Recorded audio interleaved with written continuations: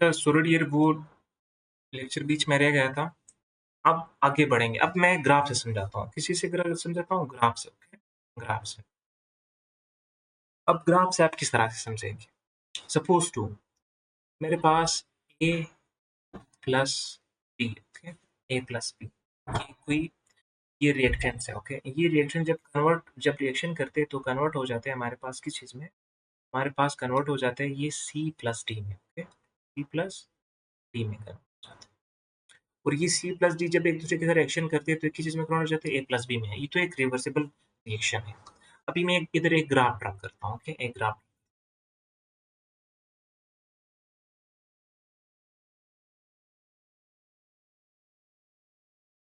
इस साइड पे मैं टाइम लेता हूँ, ओके? इस साइड पे टाइम है मेरे पास। ये है मेरे पास 0 सेकंड, ये है 5, ये है 10, ये है 15, ये है 16, ये है सॉरी 15, ये हो गई 20 सेकंड, ये हो गए 25, ये हो गए 30 सेकंड, ओके? और इस साइड से मैं क्या लेता हूँ? कंसंट्रेशन लेता हूँ।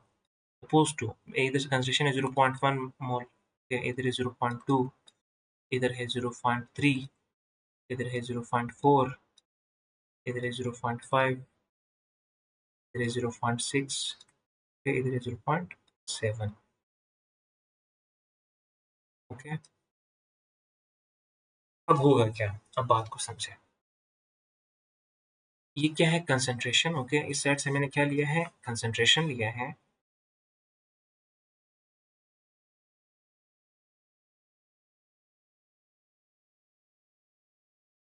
इस साइड से मैंने क्या लिया? टाइम लिया है।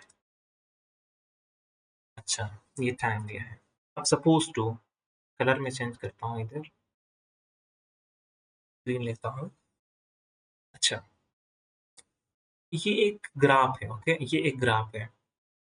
A plus B, okay? A plus B क्या है? रिएक्टेंट्स है। ये रिएक्टेंट्स की पहले कंसंट्रेशन ज़्यादा होती है और प्रोडक्ट की 0 होती है। लेकिन टाइम गुज़रने के साथ-साथ ये रिएक्टेंट्स की एक्सप्रेशन क्या होती है? कम होती है, कम होती रहती है, कम होती है, वैसे कम होती है। और एक टाइम आएगा कि उनका कंसंट्रेशन बिल्कुल स्ट्रेट जाएगा, चेंज नहीं होगा, बिल्कुल स्ट्रेट जाएगा, चेंज नहीं होगा। ये किसी कंसंट्रेशन थी, A प्लस B की कंसंट्रेशन थी, ओके? टाइम के साथ इसका ग्राफ इस तरह से। और प्रोडक्ट्स हमारे पास क्या थे? प्रोडक्ट्स हमारे पास थे C प्लस D। अब ये C प्लस D का वो पहले क्या थे? उनकी कंसंट्रेशन बिल्कुल 0 होती है। क्या होती है? बिल्कुल 0 होती है। टाइम के साथ इनकी कंसंट्रेशन क्या होती है? बढ़ती रहती है, बढ़ती रहती है, बढ़ती रहती है, बढ़ती रहती है, बढ़ती रहती है। और कुछ टाइम और एक टाइम ऐसा आएगा कि इनका कंसंट्रेशन बिल्कुल ही स्ट्रेट जाएगा। ये किस चीज़ का था? C प्लस D का। ये ग्राफ से मैंने समझाया। ग्राफ से ये समझाया मैंने कि भई A प्लस B इनका कंसंट्रेशन बड़ा होता है, लेकिन वक़्त के साथ ये घटता रहता है, लेकिन फिर स्ट्रेट लाइन, बिल्कुल स्ट्रेट लाइन हो जाए। स्ट्रेट लाइन का मतलब क्या कि इनका कंसंट्रेशन बिल्कुल अभी इक्वल हो गई, बिल्कुल कांस्टेंट हो गई। अभी इसकी कंसंट्रेशन चेंज नहीं होती। जिस तरह से मैंने वो नंबरिंग में बताया था ना, वो एक कार्बन मोनोऑक्साइड का और H2O का जब रिएक्शन करा था, तो फिर उनकी कंसंट्रेशन क्या हो रही थी? बिल्कुल स्ट्रेट जा रही थी, बिल्कुल चेंज नहीं हो रही थी। इसी तरह से C प्लस D की कंसंट्रेशन पहले तो बढ़ती है, बढ़ती है, बढ़ती है, लेकिन एक टाइम ऐसा आता है कि उनके कंसंट्रेशन में कोई चेंज नहीं आता, बिल्कुल एक स्ट्रेट लाइन आ जाए। स्ट्रेट लाइन का मतलब क्या है? कि कंसंट्रेशन बिल्कुल 0.6 इक्वल इधर रह जाए, इससे ना बढ़ती है ना आगे जाती है। और इसी तरह से इधर कंसंट्रेशन बिल्कुल 0.3 की इक्वल रह जाती है, ना इससे ज़्यादा होती है, ना इससे कम होती है। तो अब ये क्या है? एक केमिकल इक्विलिब्रियम का क्या है? हमने एक ग्राफ ड्रा किया। तो ये फॉरवर्ड रिएक्शन था, ओके? फॉरवर्ड था। और ये कौन-सा है? Reverse reaction, reverse reaction, okay? तो ये मैंने समझाना था। तो अब ये समझने के बाद अब कुछ कैरेक्टरिस्टिक्स इक्विलिब्रियम स्टेट की हम पढ़ते हैं, ओके? कुछ इक्विलिब्रियम की स्टेट की कैरेक्टरिस्टिक्स पढ़ते हैं, okay? Characteristics of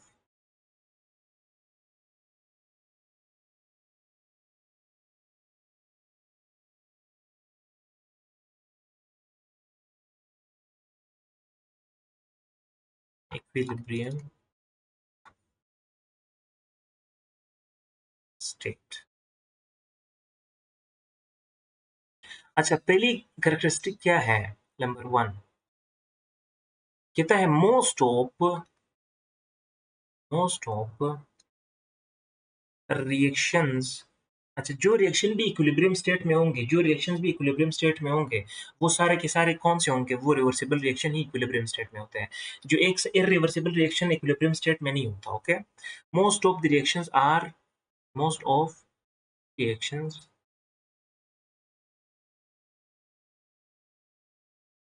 reactions which are reversible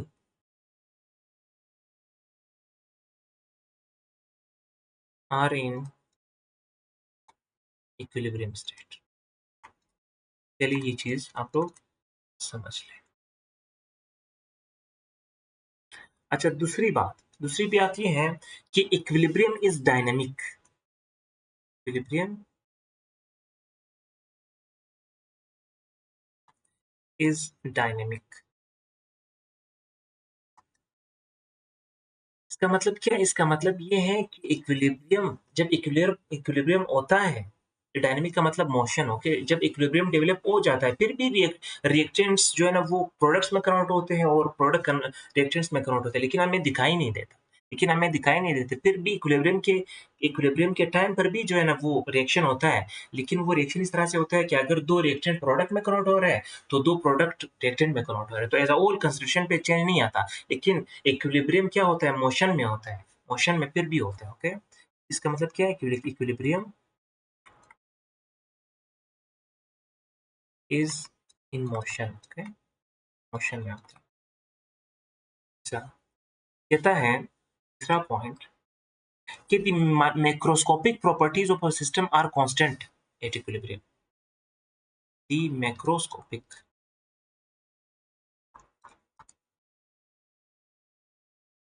properties of the system or reaction are constant at equilibrium। का मतलब क्या है? मतलब ये है कि मैक्रोस्कोपिक प्रॉपर्टीज, वो प्रॉपर्टी जिसको हम अपनी आंखों से देख सकते हैं, वो बिल्कुल ही कांस्टेंट रहते हैं। अब सपोज टू, मैंने जिस तरह से वो N2O4 गैस की एग्जांपल दी थी जो NO2 गैस में कन्वर्ट हो रहा था, वैसे जब हम फ्लास्क को देखते हैं, उस एक शीशे से बने हुए फ्लास्क को जब हम देखते हैं, तो पहले कलर क्या हो रहा था? कलर डीप हो रहा था, फिर थोड़ा हल्का हो रहा था, कुछ टाइम के बाद कलर चेंज ही नहीं हो रहा, ना डीप हो रहा है ना हल्का हो रहा है, बिल्कुल कलर उसी तरह से हमें नजर आ रहा है।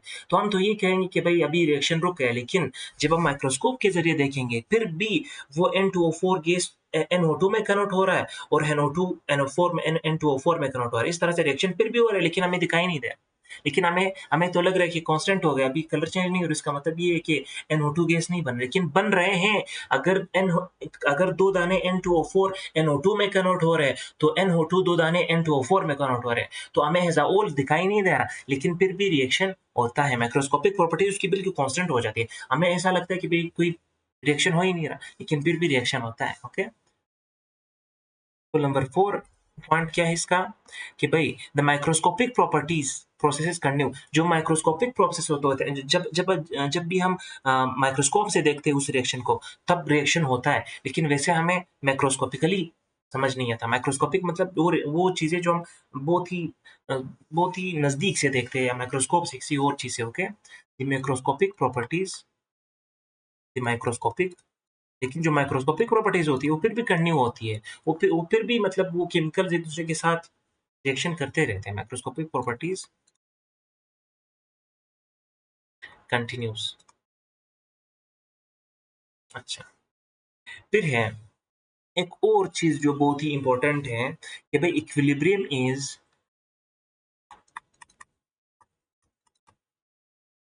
Is achieved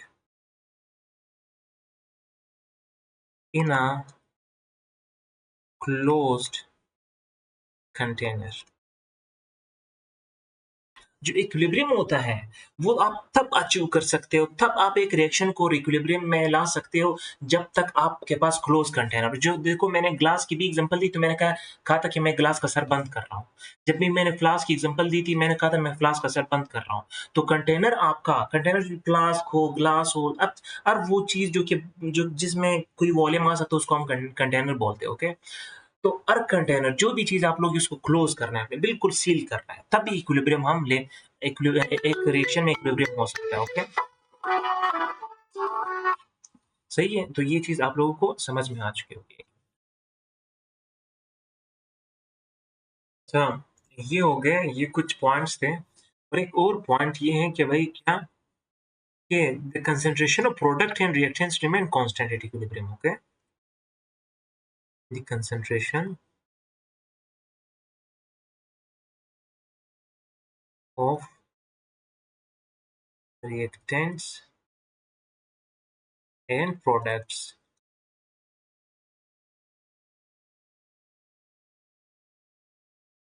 remain constant at equilibrium. के इक्विलिब्रियम पे ये प्रोडक्ट और रिएक्टेंट के वैल्यू क्या होते हैं? ये कांस्टेंट होते हैं, जो मैंने बताया था, ओके? चेंज नहीं होते हैं।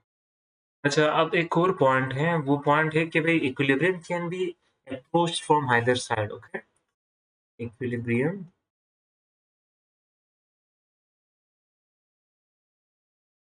can be approached by either side. इसका मतलब क्या है कि भाई इक्विलिब्रियम फॉरवर्ड डायरेक्शन में भी अप्रोच हो सकता है, ओके? जैसे कि A प्लस बी, ओके? इस तरह से देखो C प्लस डी, ओके? अब देखो इक्विलिब्रियम का मतलब ये नहीं है कि भाई सिर्फ और सिर्फ फॉरवर्ड डायरेक्शन में ही इक्विलिब्रियम होगा, रिवर्स में नहीं होगा। रिवर्स और फॉरवर्ड दोनों ही अप्रोच करते हैं इक्विलिब्रियम को। जब एक दो रिएक्टेंट्स प्रोडक्ट में कन्वर्ट होंगे और दो प्रोडक्ट रिएक्टेंट में कन्वर्ट होंगे, फिर ही इक्विलिब्रियम अटेन होगा, ओके? ये पॉइंट है। अच्छा, और एक लास्ट पॉइंट है जो कि बहुत ही इंपॉर्टेंट एंटी टेस्ट के पॉइंट ऑफ व्यू से है, वो है कि catalyst, okay? Catalyst do not effect equilibrium. जो कैटलिस्ट होते हैं वो इक्विलिब्रियम को इफेक्ट नहीं करते। कैटलिस्ट क्या होता है? Those chemical compounds which which speed up reaction, जो कि रिएक्शन की स्पीड को बढ़ाते हैं, वो कैटलिस्ट होते हैं, ओके? अब सपोज टू एक रिएक्शन है मेरे पास है H2 प्लस I2, ओके? ये हाइड्रोजन गैस और आयोडीन गैस जब रिएक्शन करते हैं आपस में, ओके? जब रिएक्शन करते हैं आपस में, ये रिवर्सिबल रिएक्शन होता है, तो ये हमारे पास बनाते हैं हाइड्रोजन आयोडाइड गैस बनाते हैं, ओके? अब मैं अगर ये रिएक्शन अगर 10 मिनट में हो रहा है, ये रिएक्शन अगर 10 मिनट में हो रहा है, तो अगर मैं क्या करूँ, 10 मिनट के रिएक्शन को मैं चाहता हूँ कि 1 मिनट में करूँ, तो मैं इधर एक कैटलिस्ट डालूँगा। कैटलिस्ट कुछ भी हो सकता है, ओके? तो इस इक्विलिब्रियम को बिल्कुल भी इफेक्ट नहीं करेगा। चलो, आज का रिएक्शन यहाँ पर खत्म हुआ। इंशाल्लाह फिर कल हम इसको कंटिन्यू करेंगे अपनी दुआओं में। याद रखिए, थैंक हाँ, इसको याद रखो। यू। हाँ, तो भाइयों जो स्टूडेंट्स हो, मेरे भाई को अपनी दुआओं में याद रखो। इसका बीपी आजकल बहुत हाई होता है, ये बीमार है। तो जी, इस बीमारी की हालत में भी आप लोगों के लेक्चर ले रहा है। आप लोग इसे सच में अपनी अभी रमज़ान भी आ रहा है, रमज़ान में इसे अफ्तारी के वक्त याद रखो, हर नमाज में इसको याद रखो, ताकि हमारा भाई जो है सेहतयाब हो जाए और खुश रहे, आबाद रहे। आमीन। Thank you. अल्लाह हाफिज़।